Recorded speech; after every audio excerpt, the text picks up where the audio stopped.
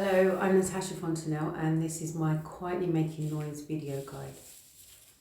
So the video is of an exhibition or work that I have produced all throughout lockdown, and it's been displayed in my spare room gallery.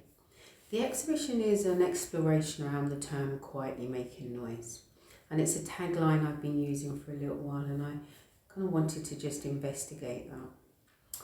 The video is it's quite gritty and grimy, a bit shaky and raw. I feel it gives that kind of real energy of the lockdown experience, which is what I wanted to get across.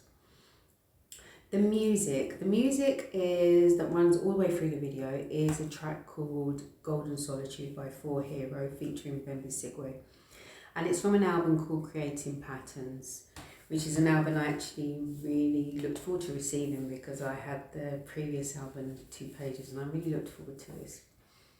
So the song Golden Solitude, I felt it really fit perfectly the lockdown experience, and I always choose music very specifically for the message, the lyrics, the artist, the title of the track, the feel and the energy that I get from the track. And with this track I felt everything fit. Like Lockdown, the track's quite long, maybe not exceptionally long for them, but it's long for your average track, and it's unexpectedly long. The intro is long. There's an unknowingness and an unease that comes from a long intro like that. You think you know what's going to happen and then it's not happening. And that reminded me of the starts of Lockdown. Then comes the rhythm and the constants, where I felt in Lockdown that we got into a pattern of, okay, this is our new normal. But then there are many layers and levels to the track. And that reminded me of my making process at the time. There were layers and levels to what I was making and how I was making ceramic sculptures, and I was drawing and I was writing haikus and I was writing poetry. And then sometimes I was doing a bit of everything all at the same time. Even the way I displayed the work, it reminds me of that kind of feel with the layers and the levels. The track is quite heavy and intense in moments, like Lockdown, but then again, there are moments of airiness and lightness, and there's a moment where I feel like I can hear a lift off about to happen. There's chanting, there's wailing, there's an otherness to it, and there's a moment where I feel like there's release and there's acceptance. So I feel like the track and the Lockdown experience for me perfectly fit.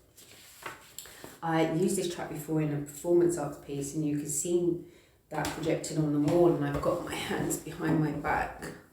And that's about addressing creative restriction and whether or not it's there and whether or not it's real and whether or not you can just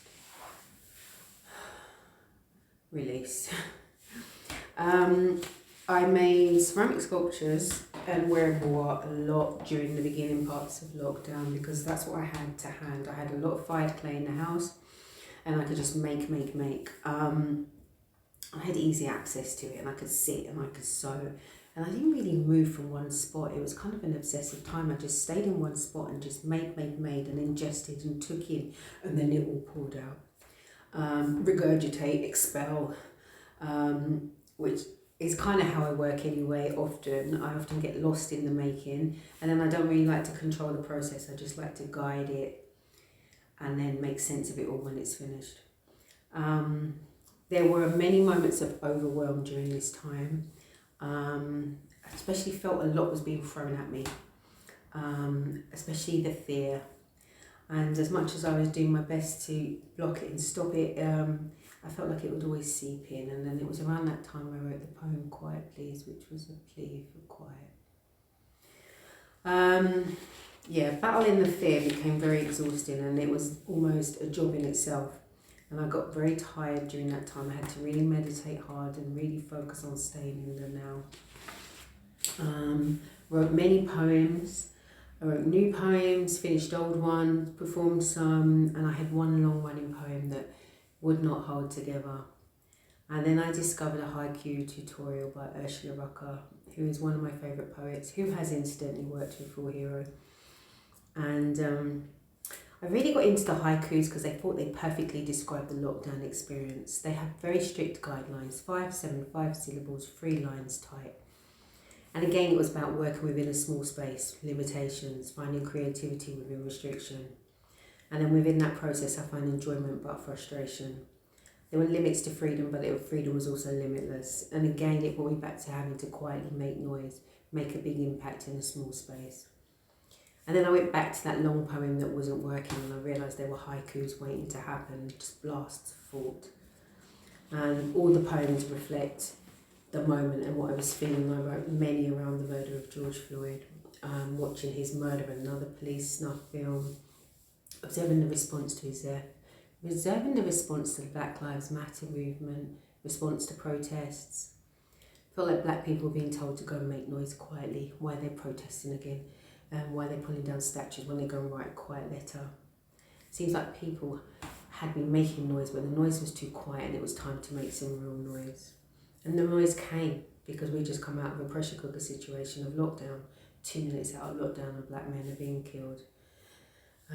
So the noise definitely came, and it came from not just that death, it came from the countless deaths, injustices, inadequacies, incompetencies and inappropriateness that people have been putting up with.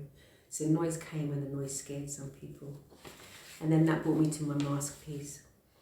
I wanted to make a mask piece, but it took a little time for me to find the right moment. I felt it was important as an artist for me to document this time.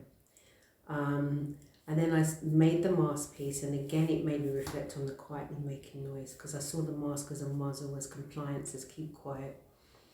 And then I posed questions to myself. Have I been quietly making noise because it's some kind of unwritten rule? Have I been quietly making noise my whole life? Where does it come from? Is it nature? Is it nurture? Is it environment? And then I thought those times where I've tolerated uncomfort and microaggressions and uncomfortable tones, and because I felt like I needed to look at the bigger picture, but what was that bigger picture? And then I addressed how the burn and the sting of those moments, of putting those moments, holding those moments in, and then that brought me back to having to quietly make noise. The last scene is me in the corner, quietly making a lot of noise. I feel like that moment I'm ready to move, I'm ready to leave, I'm done, I've had enough, I'm ready to connect. I've done all I can alone in this room. I'm exhausted, I'm tired, I'm okay, and I'm at peace. And I feel at this moment I hand over faith to the viewer, because I'm breathing heavy, but then it calms to an ease.